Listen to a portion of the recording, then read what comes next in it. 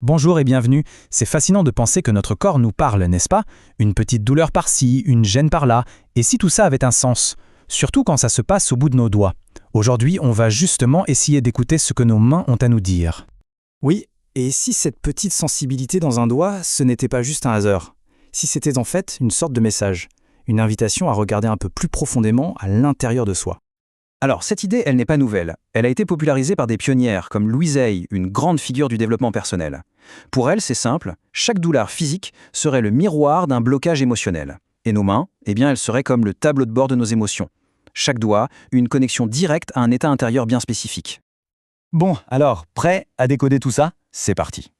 Dans cette vision qu'on appelle psychosomatique, une douleur sur un doigt précis, ce n'est jamais pour rien. Non. Ça pointerait directement vers une situation ou une émotion qu'on est en train de traverser.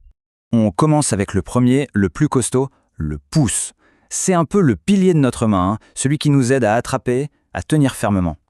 Alors si le pouce se fait sentir, s'il est douloureux, ça pourrait vouloir dire qu'on se sent un peu contrôlé, ou qu'on a l'impression de perdre les rênes. C'est souvent lié à l'inquiétude, à ce sentiment que les choses nous échappent, une sorte de pression mentale en fait. Pour aider à relâcher cette tension, il y a une affirmation toute simple. On peut la répéter doucement. Je me fais confiance, je suis en sécurité. Prenons un instant. Je me fais confiance, je suis en sécurité. Allez, on passe au voisin. L'index, c'est le doigt qui montre le chemin, qui désigne, mais c'est aussi celui qui peut accuser ou juger. Du coup, une douleur à l'index, ça pourrait bien pointer vers un conflit avec l'autorité, que ce soit une autorité extérieure ou même notre propre jugement intérieur. C'est vraiment le doigt qui parle de pouvoir et de critique. Et pour retrouver un peu de paix avec ça, l'affirmation suggérée est « Je suis en paix avec toutes les figures d'autorité ». On respire et on se le répète calmement. « Je suis en paix avec toutes les figures d'autorité ». On continue notre chemin avec le majeur, le plus grand, celui qui se dresse au centre. Il serait directement lié à notre estime personnelle. Alors, une gêne au majeur, ça pourrait être le signe d'un sentiment d'infériorité, d'un manque de confiance. Vous savez, cette petite voix qui dit qu'on n'est pas à la hauteur, ça se logerait là. Pour reconstruire cette confiance, l'affirmation est vraiment puissante. C'est « je m'aime et je m'approuve. Je suis un être exceptionnel ». On laisse ces mots résonner. « Je m'aime et je m'approuve. Je suis un être exceptionnel ». Maintenant, direction l'annulaire. C'est le doigt du cœur, n'est-ce pas? Celui qu'on associe à l'union, à l'amour, aux relations.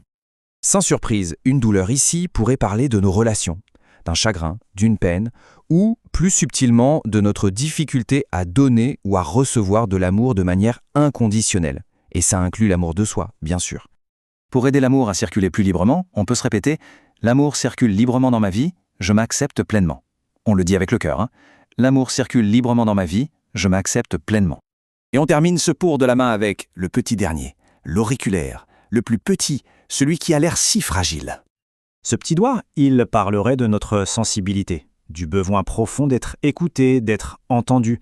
Une douleur ici pourrait signaler une peur du rejet, ou ce sentiment frustrant de ne pas être pris au sérieux. L'affirmation pour se reconnecter à soi est simple et très belle. Je suis libre d'être moi-même et je me sens aimé. Répétons-la avec une douce conviction. Je suis libre d'être moi-même et je me sens aimé. Alors, c'est bien beau tout ça, mais comment ça marche au juste? Eh bien, la clé, le moteur de tout ça, c'est le pouvoir des affirmations. En fait, l'idée est assez simple. Derrière chaque conflit, chaque blocage, il y a une pensée négative qui tourne en boucle, souvent sans même qu'on se rende compte. Le but du jeu, c'est de remplacer consciemment cette pensée par une affirmation positive. C'est comme si on donnait une nouvelle instruction à notre cerveau. Et en faisant ça, on permet à l'émotion qui était coincée de se libérer. Ce qui est vraiment important à retenir, c'est qu'il faut changer notre regard sur notre corps. Ce n'est pas un ennemi qui nous fait souffrir pour rien.